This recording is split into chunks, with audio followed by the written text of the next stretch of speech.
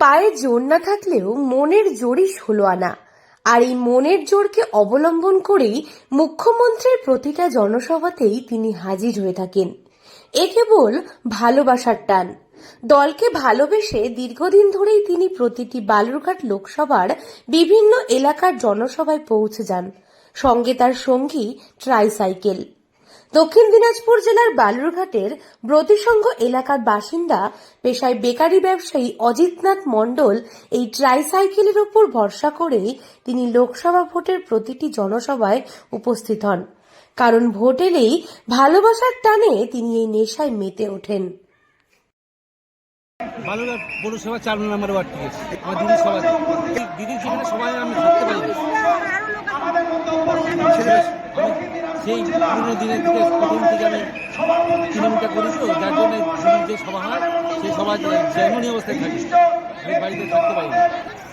দিদির যেখানে সভা হয়, দিদির ভালোবাসার টানে আমি যেখানে সভা হয় সেখানেই যাই। খুব ভালো লাগছে।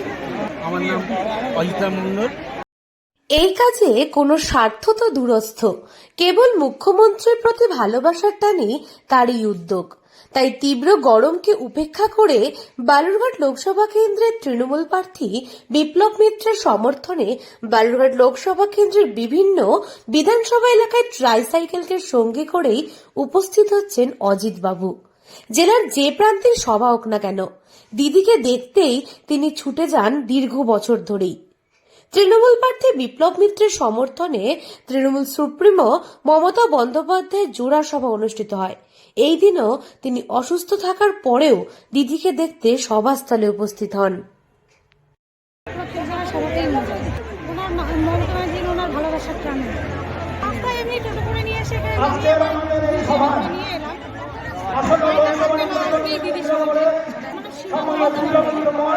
বিষয়ে অজিতবাবু জানান, বহু বছর থেকেই তিনি এই দলের হয়ে কাজ করেন। মুখ্যমন্ত্রীর প্রতি শ্রদ্ধা ভালোবাসা তার অগাধ। তাই দলীয় কর্মীদের সভার পাশাপাশি মুখ্যমন্ত্রীর জনসভা হলেই তিনি যেন নিজেকে আটকে রাখতে পারেন না। তিনি শারীরিকভাবে সক্ষম হলেও তার মনের জোরই বারবার টানে তাকে দলীয় কাজে। তাই ট্রাইসাইকেলকে সঙ্গী করেই ছুটে চলেন প্রতিটি জনসভায়। মমতা বন্দ্যোপাধ্যায়ের সভা হচ্ছে আর অজিতবাবু আসবেন না, এ কখনো হয় না। মনের জোরকে সঙ্গী করেই দীর্ঘদিন ধরে তাকে সভাগুলিতে আসতে দেখা যায়। শুধুমাত্র ভালোবাসা নয়, তার প্রতি শ্রদ্ধা থেকেই এসে থাকেন তিনি। এই দিনও বালুরঘাটের সভাতে তাকে দেখা গেল। তীব্র দাবদাহকে উপেক্ষা করেই সভাস্থলে এসে পৌঁছান তার শ্রদ্ধার মানুষকে এক ঝলক দেখবার জন্য। দক্ষিণ দিনাজপুর থেকে সুস্মিতা গোস্বামীর রিপোর্ট, লোকাল 18 বাংলা।